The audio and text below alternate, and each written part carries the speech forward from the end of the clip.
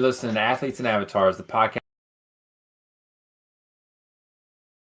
You're listening to Athletes and Avatars, the podcast for 30-year-old gaming dads who peaked in high school and prestige in Warzone. We break down sports, gaming, movie hot takes while wives nod politely and absolutely do not listen. From late night lobbies, youth league sidelines, we're still chasing glory. And ignoring bedtime routines to debate Madden ratings. Athletes and Avatars. Because we still think we've got it. And we definitely don't. To episode 4 of Athletes and Avatars. 1 month in. What do you think? 1 month in, I feel like we've gotten some good reviews and some clips to pop off here or there, so it's been fun. Yeah, we had a TikTok go off for about 10K, over 10K views, so that was exciting. And then been doing some well with NFL podcast talk, so we're going to continue that night. We'll hit AFC this week. It'll be the NFC over-unders. Last week's, if you didn't listen to last week's episode, go there for your NFC over-unders. Big week, kind of. We got the MLB trade deadlines on Thursday. You and your boys went to Star Wars night at Busch Stadium before the benches clearing brawls the last 2 days. That's right. And then also Happy Gilmore 2's kind of taking over the internet, coming out on Friday on Netflix. So we'll kind of touch on all of that. But first things first, trade deadline's coming up. Some moves. The Diamondbacks have been busy. They've already traded Josh Naylor to the Mariners on, saw that. I think Thursday, Friday, something like that. And then they traded Randall Grichuk to the Royals, which the news there is that Randall Grichuk is still in the MLB. I'm not sure why. Already as a Royal. I'm not sure why he caught that stray, but kind of just initial thoughts on any big moves going to come this trade deadline. You think? I think there's got to be a ton of teams like the Cardinals that realize, hey, we're a wild card team at best. So what we don't need to do is hold on to all these pieces. I don't think anybody particularly jumps off the screen as who's going to land this big whale, because the big name that everyone has kind of been hush whisper about is, would the Pirates be tempted to move Skeens? And there just hasn't been any traction at this point as far as like somebody sending an absurd offer. So yeah, I just don't think there's a name that jumps out as, oh man, this is gonna create waves when this happens. But yeah, I don't think it's trading Skeens. Like, he's young enough. Like, they got some time. They got a young team there. I kind of like what they're building there in Pittsburgh. I don't think trading Skeens makes sense when you have a generational talent like that. 2 years in, he's been an all-star starter back-to-back years. I think he's like one of the only players to ever do that. I don't see. Yeah. And I don't know what that trade would be if they the package you would need doesn't even exist, I don't think. Right, because the value would have to be so high to trade him, and the team trading for him, if you're that close already where you would just need Skeens to put you over the top, what are you going to trade half your roster to get him? I mean, it doesn't make sense. Yeah, it doesn't make any sense. On the Cardinals, I think you trade Arenado, you trade Helsley, you trade Brendan Donovan at the very least, right? Like, what are those three guys going to do for you in the next 3 years? That I wish Arenado was hitting a bit better so that value would be there, because defensively he doesn't even look like he's lost a step defensively. But it's offensively that I just don't think you're going to get an overwhelmingly great offer for a guy that's not going to help a team significantly with a bat. Who's trading for defense necessarily at this point that's going to send you a great piece. Right. I did see the Cardinals traded Fetty to the Braves, so see you later, Eric Fetty. Don't hit you in the butt on the way out. Player to be named later, which might be myself at this point. Yeah. So we'll see what happens between now. We'll do a recap next week on trade deadlines, but on trade deadline day on Thursday, see if anything big happens. But I imagine it's be a bunch of relievers kind of switching teams. It's kind of what happens every year. Your Chapmans of the world gets traded to a rental team, and then they wind up somewhere else. So we'll see. Kind of slow going so far. What was that? Can we get Tommy Edman back? Well, we currently don't have anything for Tommy Edman, so I don't know. we would actually lose assets to get Tommy Edman back at this point, because when they traded for him last year, they got Eric Fetty and they got Tommy Pham, who are both no longer on the Cardinals. A whole lot of nothing. There's a whole lot of nothing, and the White Sox are sitting there in Chicago laughing because they got a haul for Fetty and Michael Kopech, so they are sitting pretty right now. All right, anything else you want to add to trade deadline Nope. I talk? think good. All right, stick with the Cardinals. You and your boys went to the Cardinal game on Thursday for uh, Star Wars Night at the Ballpark. How'd that go? It's like a very exciting game you guys were at. Harry Potter night at the Oh, it's Harry ballpark, Potter night, folks. not Not to Star be Wars. confused with Star Wars. Harry Potter night. I have long been a Harry Potter fan, and Jameson as well, as I read him all the books basically late kindergarten through first grade. We would read about half a chapter to a chapter a night, and we made it through all the books and all the movies after we watched or after we read all the books. So um, saw that and was immediately like, yeah, we're in. So I took Jameson and Knox to that. To which we sat in about 98-degree weather for about 2 innings till the sun went down and watched a great game. Honestly, probably a top 2 or 3 game I've ever been to as far as just a good game, right? Both teams hit multiple shots. It's a 9-7 game. Runs are being scored, defense. I mean, it's a great game overall. So we had a blast. The only thing we didn't get was the butterbeer action. They ran out by the time we went up there. Oh no. But we got 3 different house jerseys, Cardinals jerseys. We got Gryffindor, Slytherin, and Ravenclaw. So we had all the jerseys we wanted. We got 2 balls tossed up from the bullpen. One boy we got each, so that was great. And then it was also Ozzie Smith bobblehead night. He's doing a backflip with a gold glove on for Oh, the nice. bobblehead. Pretty sweet. That's cool. We only got one though because it's 16 and over. But Cardinals fans, shout out Spencer being the best fans in baseball. Older couple behind us saw the 2 boys that we only had one and gave us one of theirs. That's awesome. So both boys could have one. So that is the Cardinals fan base in a nutshell, I would say. And then they also got to see the Ryan Helsley Hell's Bells entrance. What do they think of that? That's right. That's right. They were very confused. They've only seen just snippets, on TV, and so to see it in person, all the lights go down and everything turn red. They were very impressed. Good. I'm glad. It's a good game for you guys. Wasn't too hot. I know. I had texted you before you went. It's like saying you guys are gonna cook out there in the outfield. Yeah. You're sitting in right, so you're gonna be in the sun a lot. But yeah, I think the clouds Yeah. kind of rolled in. I think there were some storms in the area, Mm-hmm. kind of back this way where we live, but not necessarily in St. Louis. Kind of helped cool things off and everything. For So sure. I'm glad it's a good game. It's always hit or miss with Thursday night games on what you're gonna see and what's gonna happen. Oh yeah.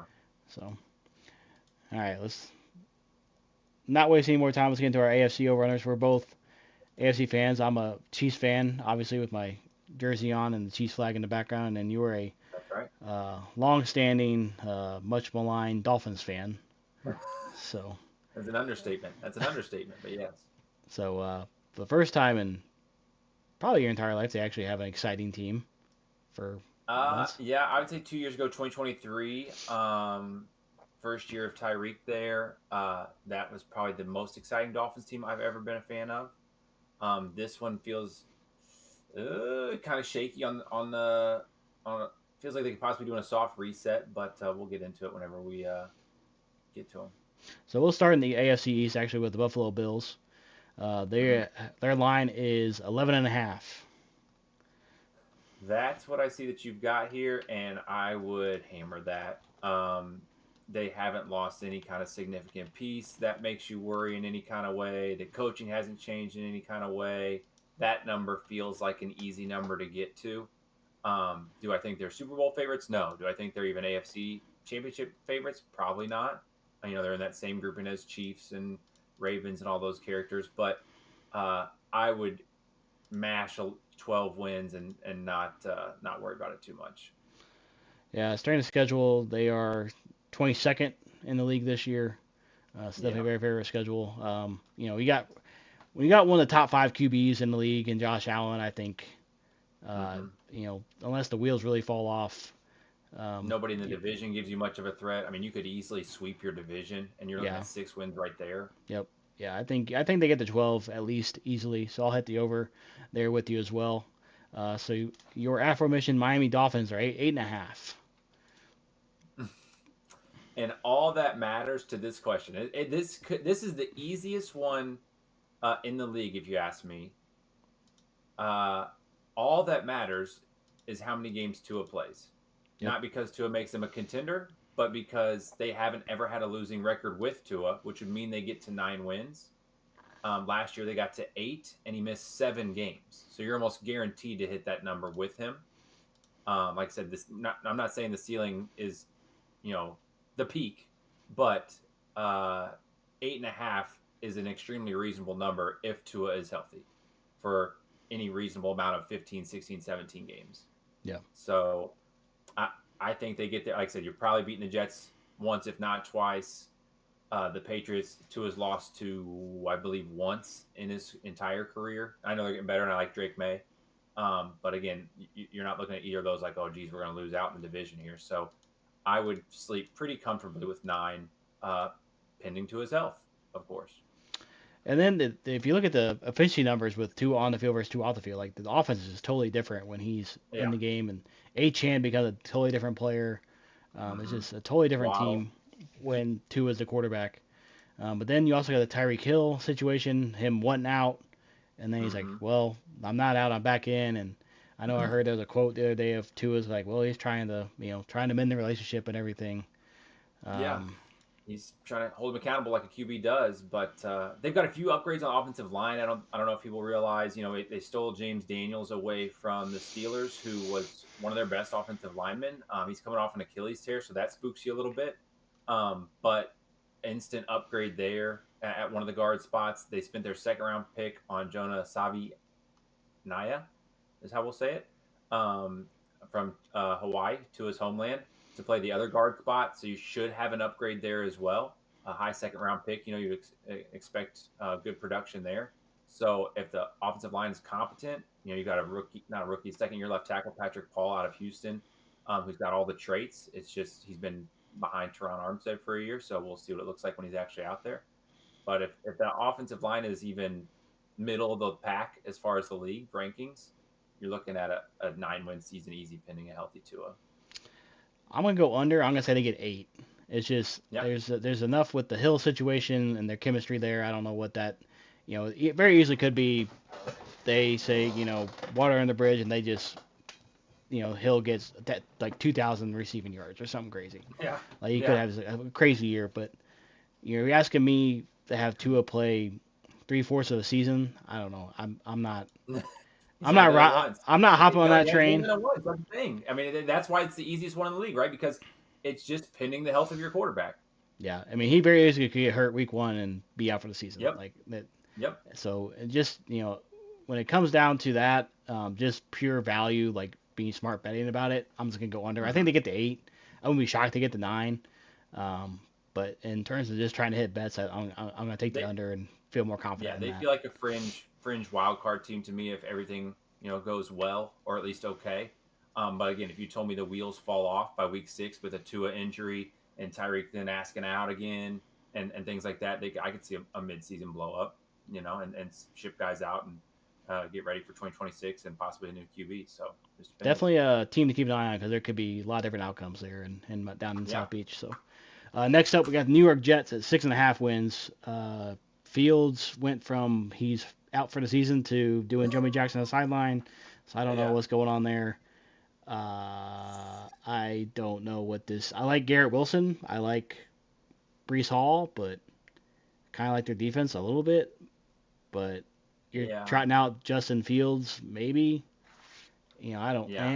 They I'm do with you have there. they do have the 24th toughest strength of schedule, so they got a fairly easy schedule in terms of preseason projections. But Mm-hmm.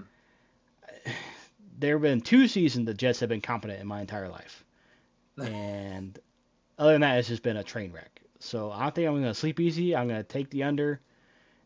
If they might get to 6. I would kind of be shocked if they do. Honestly, I just don't see the talent being there. Yeah. And got to play Buffalo twice. Got to play Miami. Patriots are trending up. They got Yeah, the Patriots. new coach That and I quarterback. definitely see them possibly being in the basement of the East and possibly top 5 draft pick team territory. Yes. So,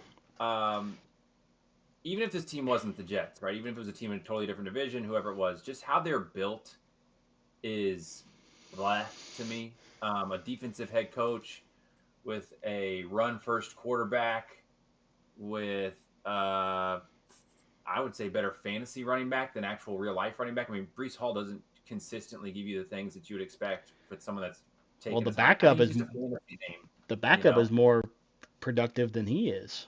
Yeah, and so you're right. Garrett Wilson's a star. I just think the only way they're going to win games are ugly games, right?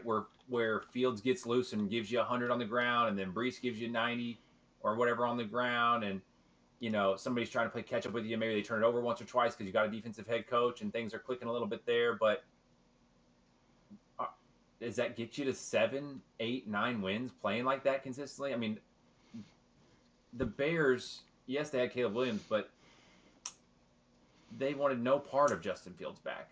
I mean, like, and he had every option to take that job. He just doesn't do anything for me at all at this point in his career besides run. Yeah, And I that's think great when people have to respect your passing as well, but nobody does at this point. yeah, I think you nailed it. I think they're a fun fantasy team. Yeah. They'll have a good fantasy defense. They'll have two good fantasy running backs. They'll have a good at least a good fantasy receiver, if not two.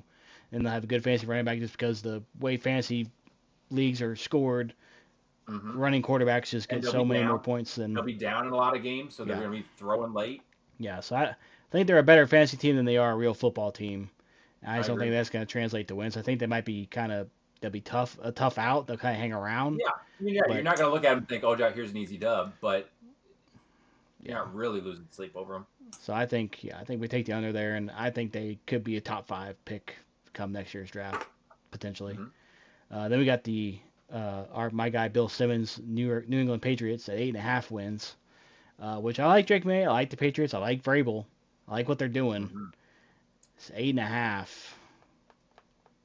This feels opposite of the Jets to me. I really like how the Patriots are building this team outside of the wide receiver group, but you can't fix everything in a year or two. You know what I'm saying? So that's my only issue there. Um, I like their running back they just drafted.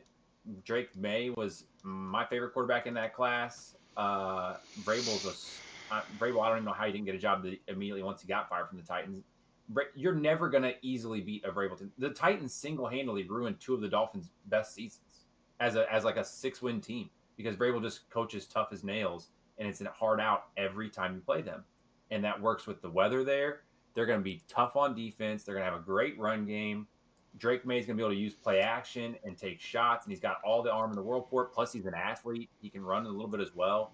Like I think the Patriots are trending up for sure, and I could see them just off the Vrabel and Drake May being comfortable getting over that number for sure. Yeah, so they got the 29th toughest strength schedule in the league, so kind of bottom Uh-huh. four, and they went Mm-hmm. 4-13 last year. So you're saying you got to win double those games basically. Mm-hmm.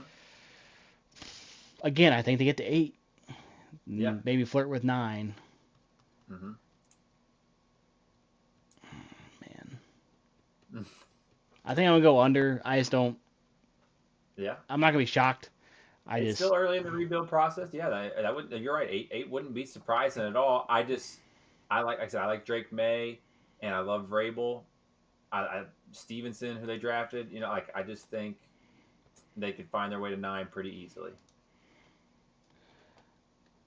And I think um, that's the ceiling, right? I'm not saying, hey, this is hey, watch out, they're gonna make a run to Bills here. I don't mean that at all. Even though I do like the things they're doing. I think, like I said, they're the Dolphins, right? They're a fringe wild card team and might be feisty, but they're not a contender by any means. But that number 9 doesn't feel too high to me for them. yeah, I think we're gonna split there, but I wouldn't be shocked to get 9. I just don't love it enough. So to recap the AFCs, we got the Bills both over, Dolphins we split, Jets we both had under, and then the Patriots we split. So we'll come back to that in February and see where we're at there. So let's move on to the one of the tougher divisions in the NFL in the AFC North. We'll Mm. start with the Baltimore Ravens at 11.5, who have the where are they? 11th toughest crazy schedule this season. They went 12-5 last year. This is a tough one because, like we always say with 11.5, that's a big number. Yeah. I Yep. mean, outside of like the Bills and guys like that, and I know the Ravens have been right there too. The only thing that's giving me uh, an idea that this might get there a little easier than we think is I I could see this year, even though that division is tough, them sweeping that division. And then that's 6 there, right? So then you're only having to find 5 wins to get to 11, 6 more, a 6th win to get to 12. Smart money, I guess, would be the under because again, how many teams are going to get to 12 wins? It's not like it's that many every year. Right. And we've already had the Bills, we'll say do it, and we're going to have 1 or 2 others, So I guess smart money would probably say under, but Harbaugh is one of my favorite coaches in the league. Lamar's not going anywhere. Isaiah Likely is about to have a breakout season. They still have Mark Andrews. Derrick Henry ain't slowing down yet. The defense is fine. They've got all these pieces back. If you asked me to put money on it, I would probably put it on the over because that seems like a team that's going to find a way to 12. So their first 5 is brutal. They got start season at Buffalo, Sunday Night Football. Yeah, Then they got Cleveland. It's probably a win there. And then they got Monday Night Football against Detroit. And then they got game at Kansas City, Week 4, Sunday afternoon game. Then they got Houston at home. And then they got the Chargers, the Bears, the Dolphins, the Vikings, the Browns, the Jets, the Bengals, the Steelers, the Bengals, Patriots, the Packers, and then the the AFC Steelers. East alone is going to feed them some wins there. So yeah, I think I feel good with the over. I think if you can somehow find a way to, if they come out 3-2 those first 5 weeks, I think they got a shot. Yeah.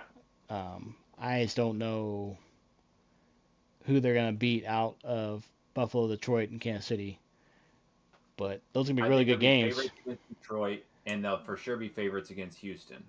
Yeah. They might be. They'll probably be fair against Kansas City, too. That game's at Baltimore. And Baltimore, you're right. They probably will be. So if they can find a way to beat 2 of the Bills, the Lions, the Chiefs, and the Texans, then they might be right there. I think I'm gonna go over. I think I'm gonna go with you and go over. I think this is a really good football team. I mean, yeah, there's really aren't any holes. Like they got Lamar, Yeah. they got I think the only real question mark is Derrick Henry, but we've been saying Derrick Henry's been washed for 5 years now, and he keeps putting up insane numbers. Yeah, I wouldn't bet against that guy. So I think if they can somehow start the season strong, if they can come out 3-2, you're feeling pretty good about the season if you're a Baltimore Ravens fan. So then we're gonna move on to the Cincinnati Bengals at 9.5, and they just signed their first round draft pick, full guaranteed Weird. money, Shamar Stewart. Weird how that works when you just decide to do what everyone else is doing. I think the big question, they still have Trey Henderson still holding out. To me, that's a big kind of question mark for what they are. I like Trey Henderson a lot. They have the 10th toughest strength of schedule in the league. You're asking me, say they gotta get to 10. I think they go under that, probably 8 or 9. I know you're smirking because you got a take that you're about to give. This is gonna be my first, I think, hot take here. Okay, this Bengals team. I've never been a Zach Taylor guy, their coach anyway. This feels like they're on the brink of a 6-win season, top 5 pick possibly to me. That roster is in shambles everywhere but the exciting places, wide receiver and quarterback. Okay? Nobody in their running back room scares you. Their offensive line hasn't been fixed in any kind of significant way. They are easily going to be a bottom 5 to 7 defense, if not the worst defense in the league. They have holes everywhere on defense. That's before you figure out Hendrickson and hope that your first round pick turns into something, right? Yep. I mean, they just have holes. There's no offense in the league that's going to struggle to move the ball on them. Defensively, they just don't have anything that scares you at all, especially without Hendrickson. They already were in shambles with him leading the leagues in sacks. So it's like you are going to need a miracle from Burrow and Jamar Chase every single week to hopefully put you ahead so your defense can sit back and try to pick off some balls and do some things because you've got a lead. Those two have to carry the team in such a substantial way that, again, they always start slow anyway. If that team they started 1-4 last year or something crazy, if they start slow again and the wheels start to fall off, now the murmurs happen about Zach Taylor, their coach. And it's like that, especially if you have any kind of injury. If Jamar Chase misses any kind of time, what are you even doing? You're going to try T. Higgins out at wide receiver 1. T's the best wide receiver 2 in the league. Sure, that's fantastic. Love him. But your offense is going to go pretty quickly. I mean, you're just not going to have anything that scares anybody substantially like when it's Jamar Chase out there. And your defense is, I think that's going to be a bottom 3 defense in the league. And that's, if you get Hendrickson back, I'll maybe give you bottom 5. If they lose him, like I think they're going to, what on that defense scares you in any kind of way? There's not a corner. There's not a safety. There's not a linebacker. There's not a defensive lineman. There is not a player on that defense that is an impact player at any kind of significant level if Hendrickson leaves. Yep. And then, any team, I lived through this with the Chiefs 3-4 years ago. Granted, it worked out for them, but if you got to ask your offense to score 30 points a game in today's NFL, and you got to do that week to week all the time, and that's not even in that division. That rain, snow, whatever. That's not including the weather factors that might be happening game to game. I just don't love that. If you're asking me to bet on it, I'm not. Yeah, they got 9 last year somehow, but we'll whisper this too. I know I have the most injury-prone QB in the league. I love Joe Burrow. Love Joe Burrow. One of my favorite quarterbacks in the league. Joe's injury history isn't that great, folks. Right. Like we've had multiple significant injuries. You had one going into last year with his wrist. This isn't a healthy player. Like, hey, we're just gonna try Joe out there and he's gonna take care of stuff. Like, Joe's dealt with some stuff as well, right? Like you're talking about week 1, week 2 hit that messes things up for the next 4 to 5 weeks, and you're looking at what? Jake Browning hopefully carrying the mail? I don't think so. Yeah, God, they better hope that doesn't happen. So we'll both go under on the Bengals. That's just a lot to ask out of Joe Burrow in that offense, and you spend a lot of money in that team, but it's just in 3 positions, and everywhere else is kind of just it's rough out there in the rest of that depth chart for the Bengals. And then if you lose Trey Henderson, then it's all bad for them. So we'll go to the Cleveland Browns, who I just checked this line about 30 minutes ago. It's 4.5. Oh, I've got a hot take for you again. This would be the most fun under to bet in the league. There's my hot take. That'd be such a fun under to bet of like they're not going to get to 4.5, and it sounds crazy because remember we did the same thing with the Panthers. We were like, yeah, but the Panthers, Bryce Young looked good at the end of last year. They looked like they were trending the right direction, right? Like maybe you can find 5 there, maybe you can find 6. That would be a fun one to root for the over, right? Because you're just like, yeah, I can get behind this. We can find 5 here. This is the other way. Who is your quarterback at this point? You have the worst quarterback situation in the entirety of the league. Deshaun, that story's an abomination. That contract's an abomination. Okay. My man Kenny Two Gloves Pickett came up with a sore hammy today, and they say he's going to be out an extended period of time. Dylan Gabriel, who you overdrafted by about 2 rounds, is my size at about 5'11", 180 pounds. He probably weighs less than that. Okay. There's no inkling of, hey, this guy can be a QB1 starter in the league at this point. And then the other's Flacco, yes. Okay. You know what you got with Joe at this point. Maybe if you told me Joe was going to play 17 games, I could buy into, Joe might stumble into 5, but he couldn't even make the Colts look competent last year. And that's in a dome where his arm is going to thrive more. And then do we somehow find Shador QB in this team? And that's just at the QB position. I think Nick Chubb gone out the door. See ya.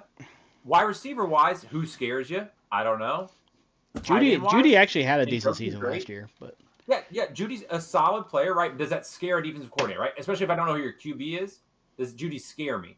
Not at this point. Njoku's a stud. And then again, I don't know. Junkin's gotten some trouble, right? Some legal trouble already? Yeah, Junkin's gotten trouble. Yep. He's the only unsigned draft pick at this point because of that trouble. The O-line's okay. Defensive line's great. They're going to be great. You're going to have to win games by just collapsing other teams' O-lines with Myles Garrett and the guy they took out of Michigan this year, a defensive tackle. And they're going to be a great unit. They'll be a top 5 defensive line probably. But they're going to be exhausted, and they're going to look up at the end of the first quarter, and it's going to be 17-3 at the end of every first quarter. So I just don't know how and not even for the defense's fault, just because they're going to have short fields to work with almost every time. They could set the record for 3-and-outs with this quarterback situation they've got, and no running game, and Jerry Jeudy is your wide receiver 1. I know you got Njoku, like I said, but I mean the defense is nice with the D line they've got. Denzel Ward at corner, the kid they traded for from Northwestern last year, solid corner as well. But man, I don't know how you find 5 wins there, 6, unless you tell me this is like a 28th strength of schedule team, maybe. But I think I would have fun looking for the under here. Yeah, they also have Deontay Johnson as well. So in terms of like circus locker rooms, this is probably the biggest circus we've ever seen, with just so many things going on. And as far as strength of schedule, they had the 4th toughest strength of schedule in the league. So I think we hammer the under there.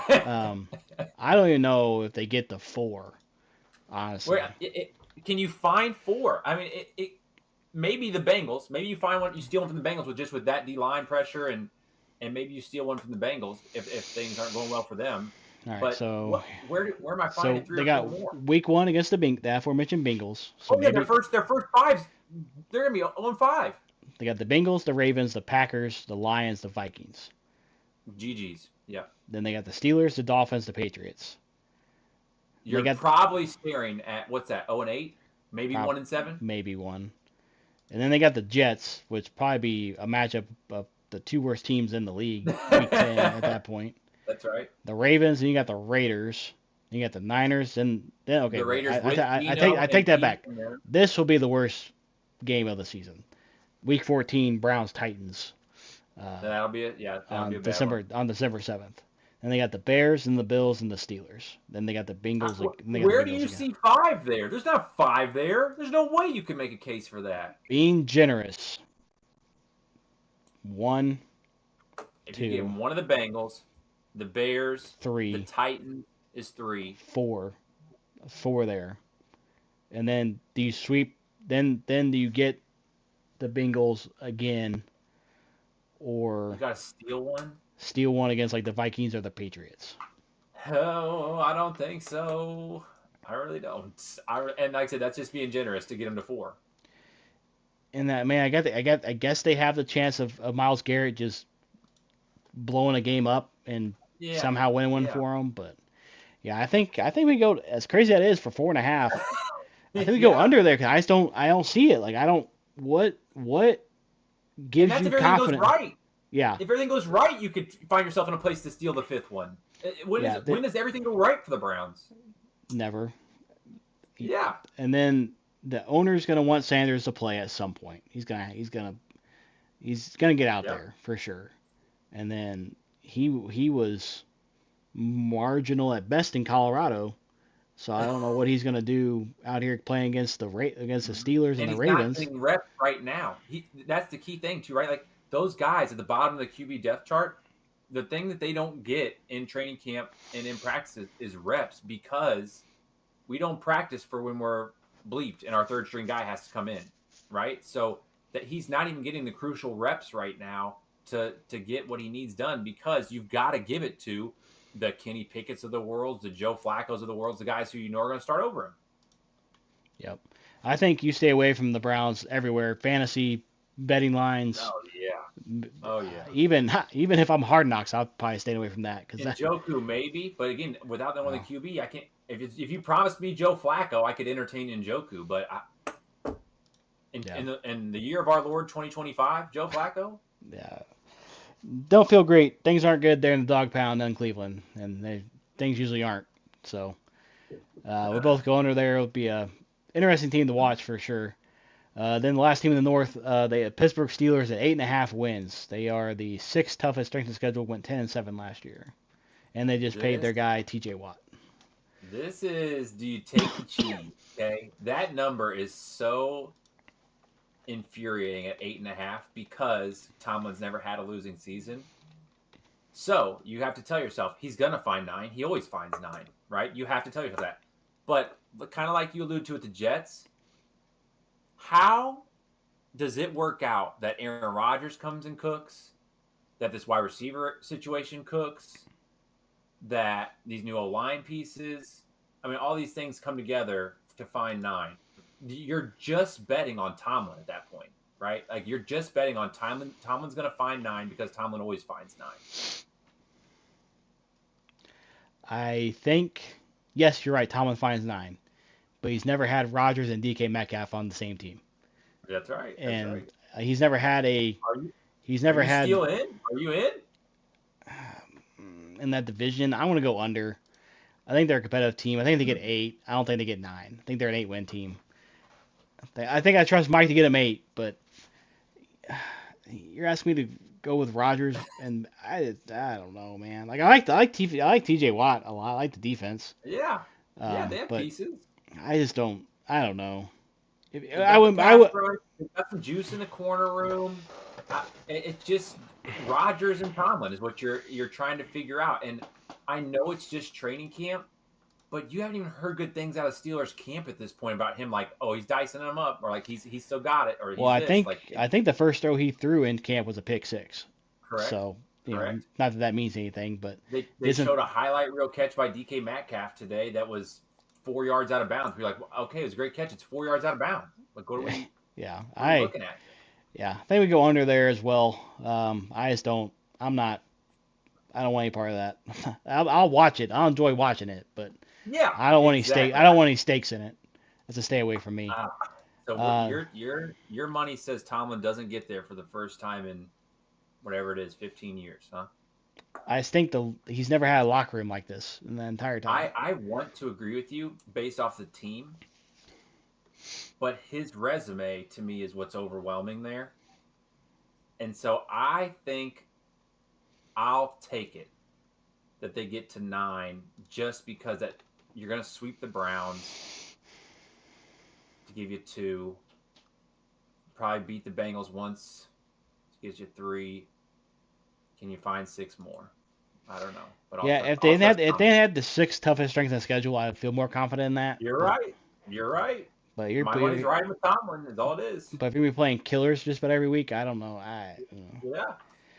So the recap: we got the Baltimore Ravens over, the Bengals under, the Browns under. We split on the Pittsburgh Steelers.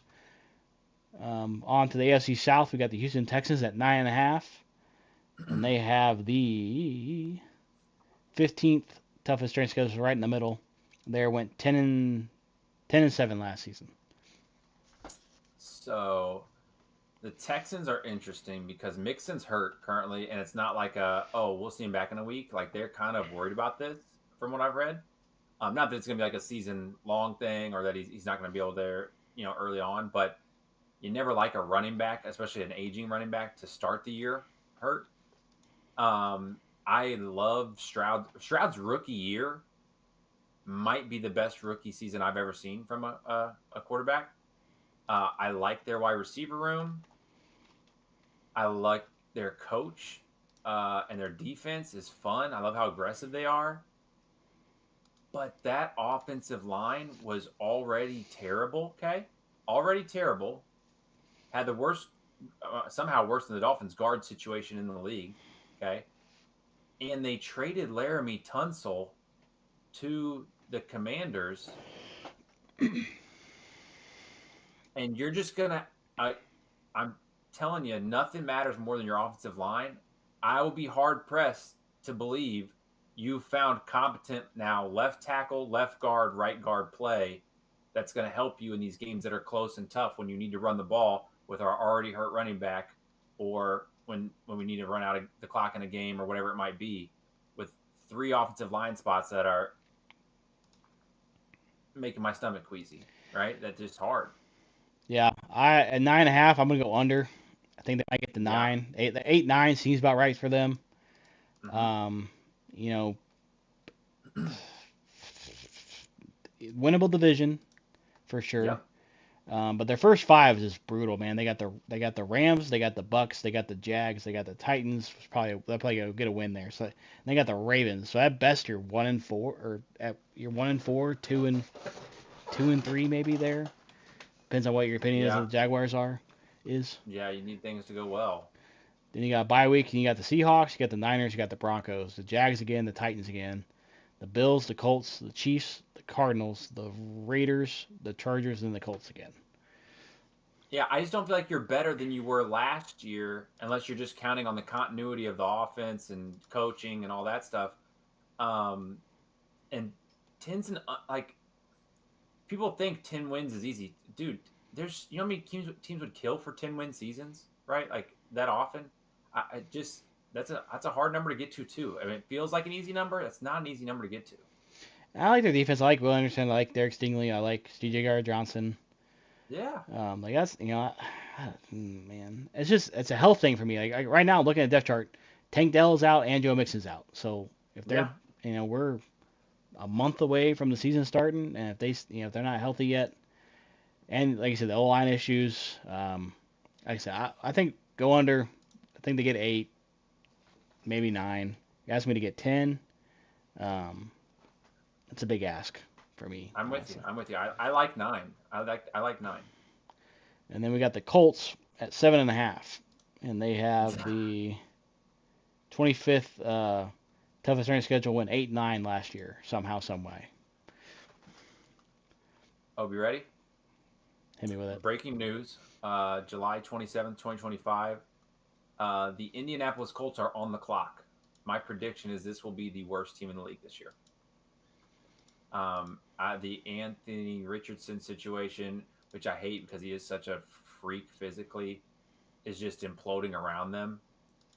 And I'm big on, if you don't know who your QB is at this point, I have no reason to even respect your offense. And the wide receiver room is meh. Michael Pittman's a nice piece, like Michael Pittman. Jonathan Taylor at running backs, obviously a nice piece. If not, if you get back to his old self, almost an all-pro piece. But I just think you're going to play in such a box because nobody's worried about your quarterback in the slightest that you're just going to be in hell every week because it's going to be these 8-man boxes that are going to stop Jonathan Taylor. And then, you're going to get down, even if it's not ugly, right?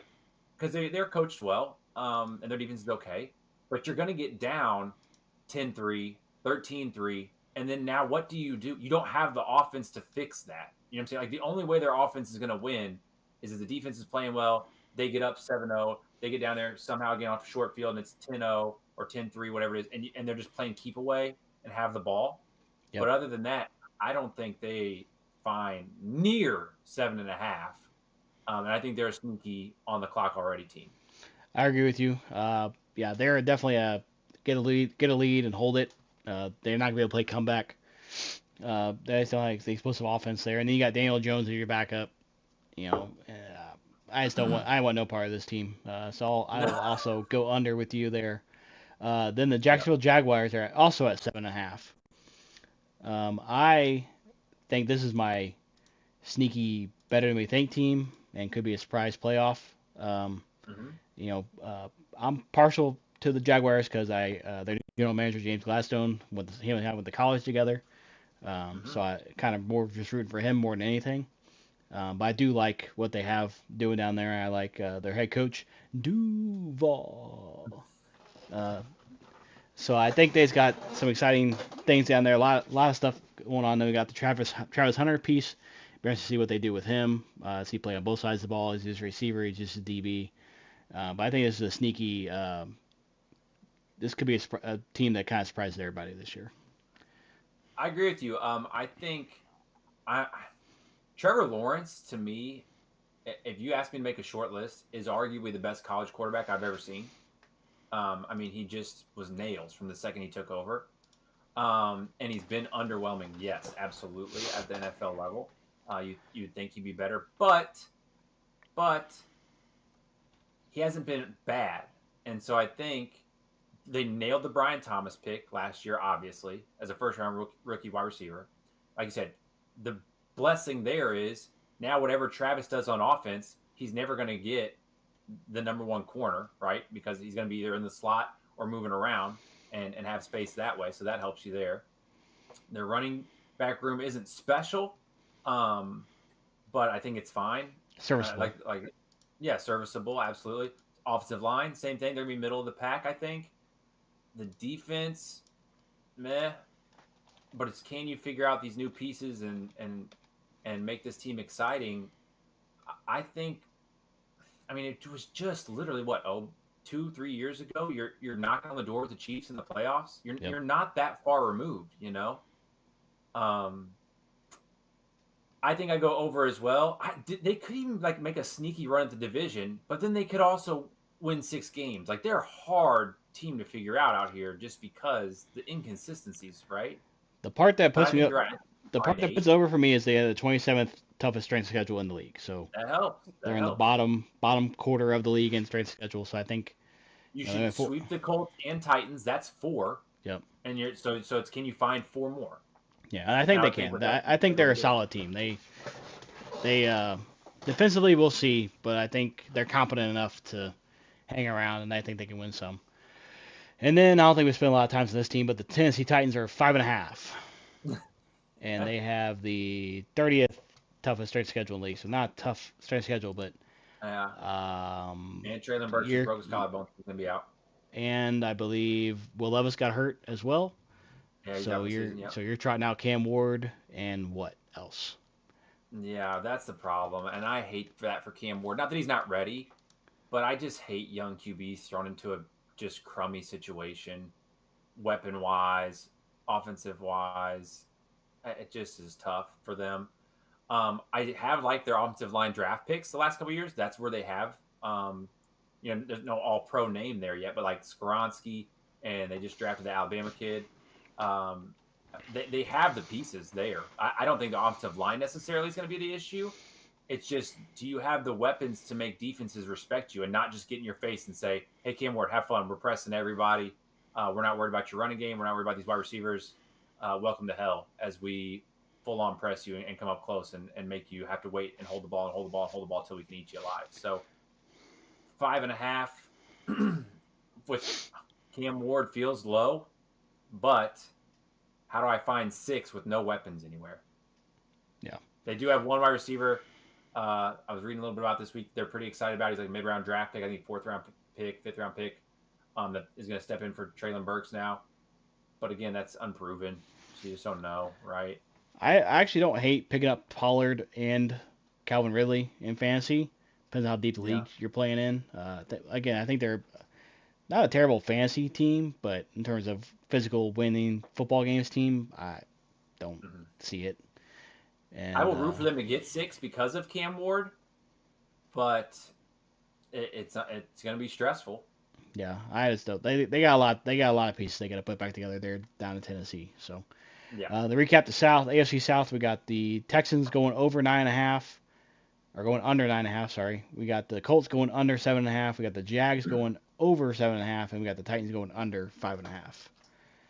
And then move on to the last division here in the AFC West, and my Chiefs are at 11.5 with the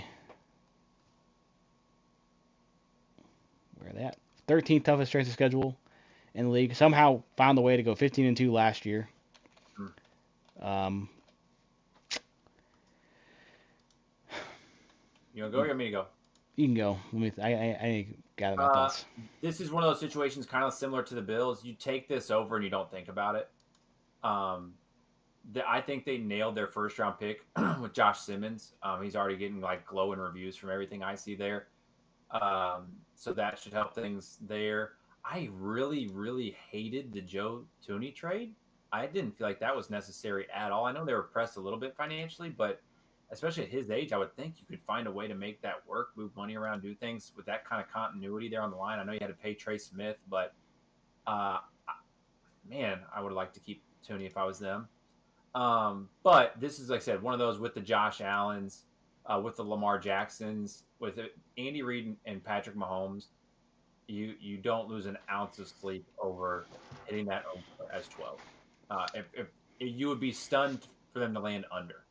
Yes, last year they had some luck go their way in some of these games, and they could have found themselves under that, but that was all circumstantial and Yeah, and didn't pan out. their win-loss record in one score games last year was insane. So they probably don't get that Yeah, coin flip land their way this year. Um, right. but the defense is the best defense they've had this entire run, I think. Early on it was Mahomes and Hill, the fastest show on turf. But then the last couple Hmm. years, they've kind of switched up to being a Oh, they've absolutely been a ground to better pound the defense. ball with Pacheco, and then Yeah, defensively, I love Karlaftis, I love uh, McDuffie, Trent McDuffie. Yeah. Chris Jones, obviously. I just like everything. I like a lot of pieces they have on defense. So I think this is a I don't know if I go as far as say top five defense in the league, but we got Yeah. Spags and Reed. Like there's a well coached team, and Continuity matters. Continuity matters so and much, and they've got it. looking at the schedule, nothing really scares me. You know, the There's Eagles no week three two. game stretch that you're looking at that you're like, oh, that thing's going to get dicey there. No, I mean the first five are we got the Chargers, the Eagles, the Giants, the Ravens, and the Jags. So worst case scenario there would be Two and you something. you somehow lose the Chargers game, the Ravens, and excuse me, and the Eagles, right? You somehow Yeah, lose those three, and you're yeah, staring at whatever it is, 2-3, and you're like, okay, whoa, let's figure stuff out here. yeah. Is the only way the wheels fall off there. But again, Andy Reid and those boys don't do that very often, Then you if got at the all. Lions, the Raiders, the Commanders, the Bills. That's a pretty tough four stretch The there. Raiders did split with you last year, right? So that's a Then sneaky you one. got bye week 10. You got the Broncos, the Colts, the Cowboys, the Texans, the Chargers. Then it wraps season out with the Titans, the Broncos, and the Raiders. Nothing, outside of those first couple of games. That what'd you say they was ranked schedule wise? According to this, they were 13th. Yeah, I was about to say that sounds kind of sneaky high, honestly. Um, but again, 12 wins is outside of an alarming injury, kind of what Pat and Andy do in their sleep. So I would not lose an ounce of sleep over pushing that 12. Yep, I would agree. And then we got the Chargers at 9.5, That's a and they tough line. are they're 17th, went 11-6 last year. It's a tough line because I love Harbaugh. Herbert obviously shows you at times it looks like he's a top 5 quarterback in the league, and then other times you don't notice him at all. Their wide receiver they took 2 years ago out of Texas Christian, out of TCU, is just in shambles. I mean, Salt and I send each other clips constantly. I mean, he's just dropping balls still in training camp that are, egregious drops. They're going to be able to run the ball because it's a Harbaugh team. They just paid Slater, made him the highest paid offensive lineman of all time. So their O-line is fine. Running game is going to be fine. Defense should be okay. But again, do you sneak into double-digit wins? What were they last year? Yeah, they were 11-6. I guess smart money would take you to over then, because I don't think they've lost anything significant enough to say we're going to lose another two. No, but the division has gotten better, I would say. Agreed with the Broncos and Raiders getting a lift now from Geno. So they I'm a got Harbaugh guy, so I would go over. I think they find 10 because I love Harbaugh.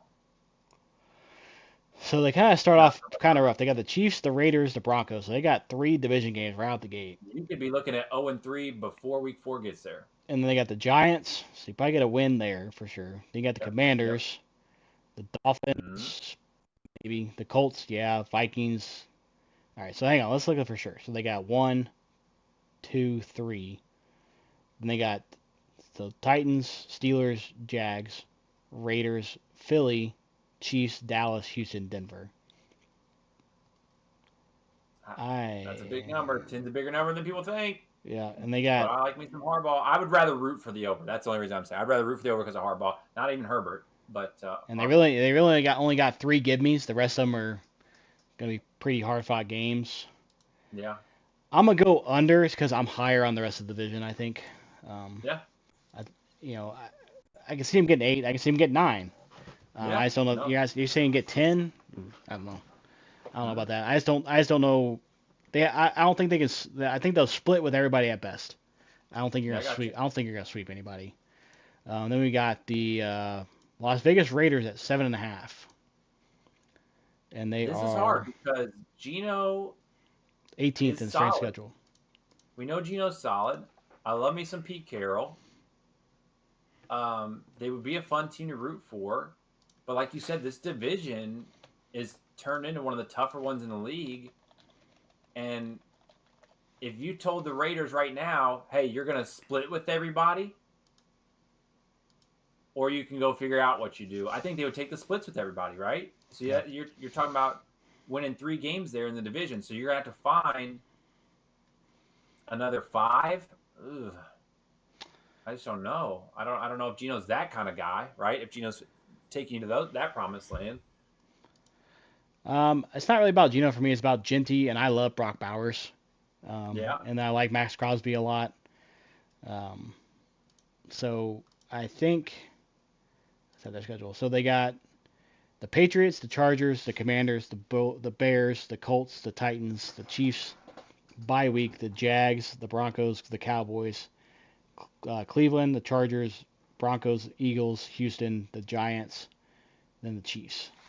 Reading that off, I would take the over. Yeah, Reading because that off, like that schedule to me, there was lots of games. As soon as you're saying them, I'm like, I would take them in that. I would take them in that. I would take them in that. yeah, that's kind of the way I am as well. So I'm gonna go over. I think it's 8. I think they barely get it. You're probably sweating it out. I think it's 8, Yeah, but I think they go over it. And then we got the I got Broncos you. at 9.5. This is hard for me because how could you possibly have 3 10-win teams in your division? This doesn't feel possible. Might And happen though. I'm not a Bo Nix guy. I don't know. Yeah, I don't like his motion. I don't really like anything about Bo Nix. Not personally. I think he's fine personally. Sean Payton rubs me the wrong way a little bit too. They just come off as unlikable as far as guys. Like I wouldn't want to hang out with either of those guys. Um, and they do have a good defense. And Patrick Surtain the second is arguably, if not the best corner in the league. Um, I, 10 again is a higher number than you realize, even though they did do really well and overachieved last year. This is just rooting interest alone. Though I would rather root for the under. I would rather root for the under. I think with them. I'm gonna go over, and here's why. They got 16 toughest strength schedule, but I'm gonna read this off. First 5 games: Titans, Colts, Chargers, Bengals, Eagles. So you Then, very easily could be staring at 4-1. yep. Then they got. Here's where it's gonna put it over: New York Jets, New York Giants, back to back. Jeez Louise, you could be looking at 6-1. Then they got the Cowboys, the Texans, the Raiders, the Chiefs. Bye week: Commanders, Raiders, Packers, Jags, Chiefs, Chargers. Okay, but after the 6-1, see, there's not a Then it game falls there that I'm off. like, yeah, that's easy. But then it goes So you back got to to find 4 more. You got to find 4 more of those. And I'm not saying you're not going to be favored because you will be favored against the Jags and probably that Raiders the other time. But I'm not penciling those in as automatic dubs. I'm tell you that. So here's another thing they got: Jacksonville at home, December 21st, and then they got the Chargers at home, last game of the season in Denver. I'm going under because I want to root for the under. How about that? Okay, that works. I'm going overs because I think they're somehow, some way they find a way to win. And I got then you. they got some warm weather teams coming into Denver in December, and I think you've got 6 wins that are give me wins.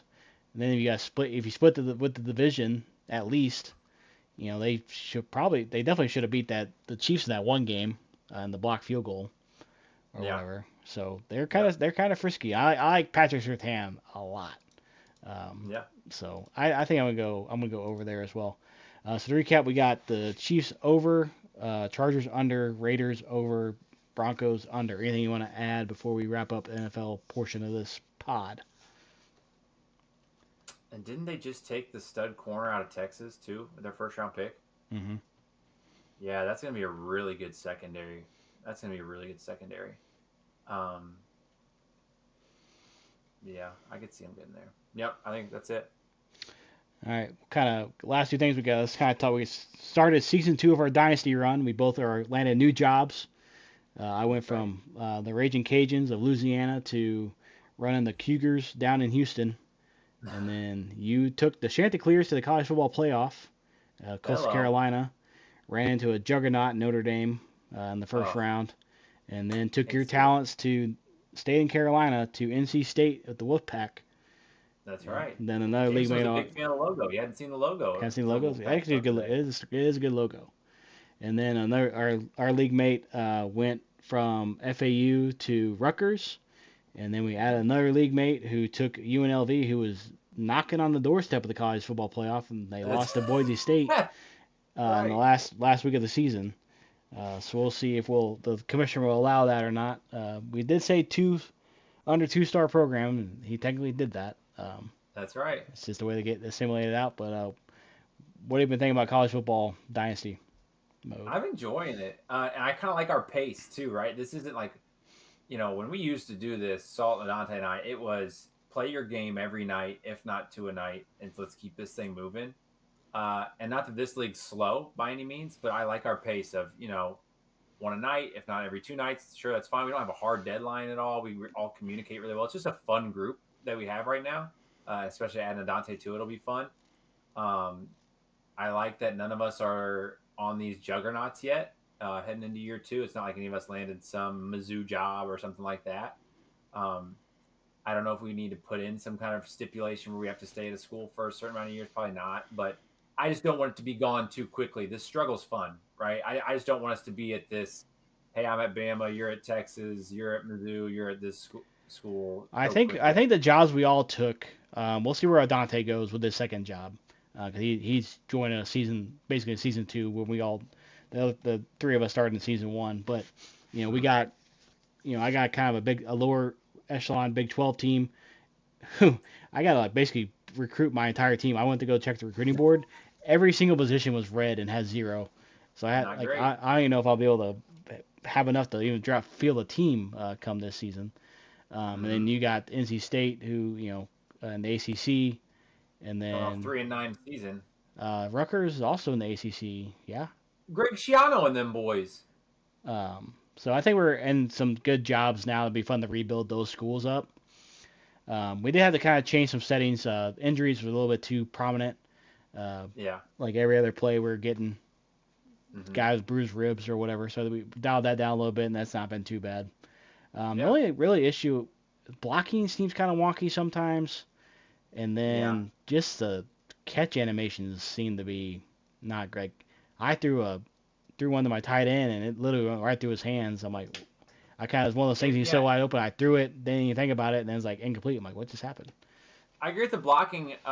Certainly with running outside the tackles was what feels weird. I can run inside pretty well, pretty easily. But any like toss or count or something that you're trying to bounce out, you have to set up your blocks so perfectly timing wise. And even then, sometimes it doesn't work. The toss is that initial fullback, tight end, whatever it is, to get out front and catch that linebacker. They just run past them so frequently, and it's not really anything you can do to help that. Yeah, you're right. Would be my only frustration there. But as far as gameplay, you know how much, dude, their UI is perfect.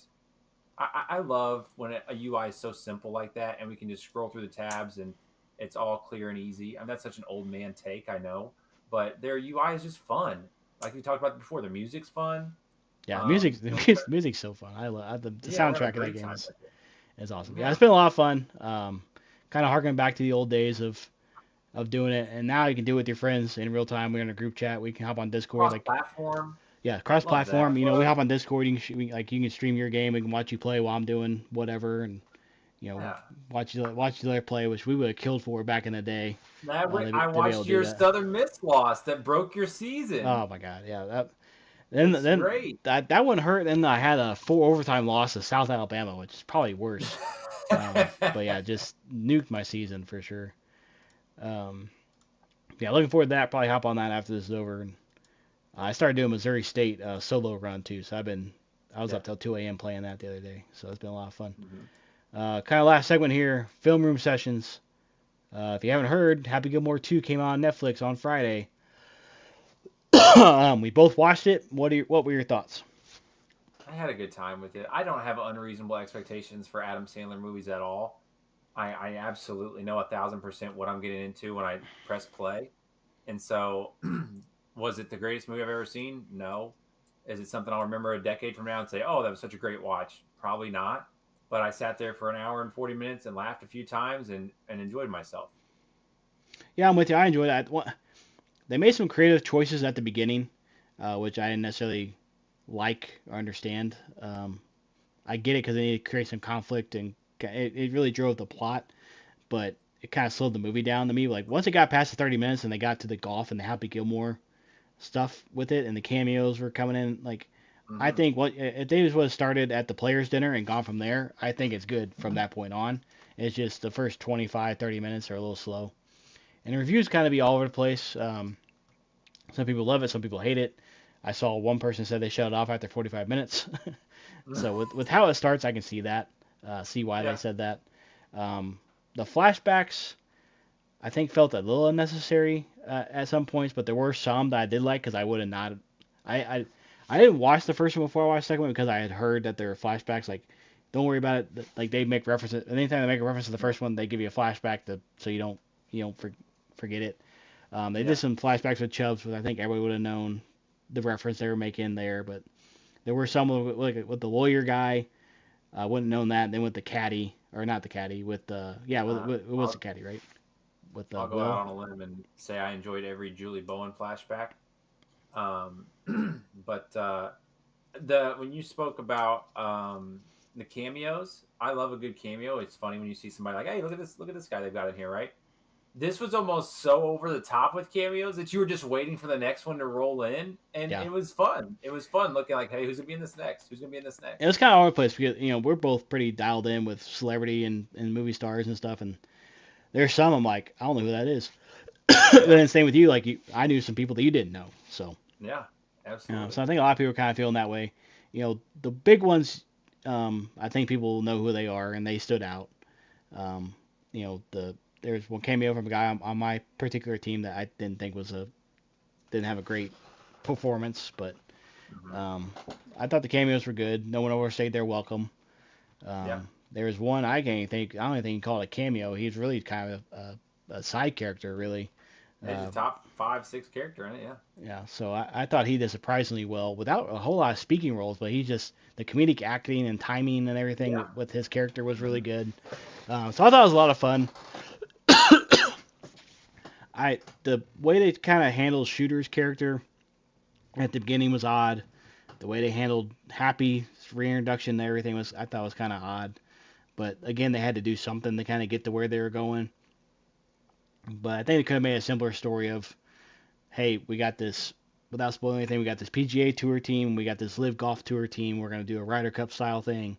Put Happy Yeah. here, put Shooter there, and then do what you did. But Come back. Yeah, no, absolutely. Yeah, there was parts of it that just felt not dark. Like, dark's too strong a word, but just like, do we need all this madness? it was Do just we need all this madness? unnecessary. It was just unnecessary Yeah, stuff. And then we were talking last night playing some Warzone.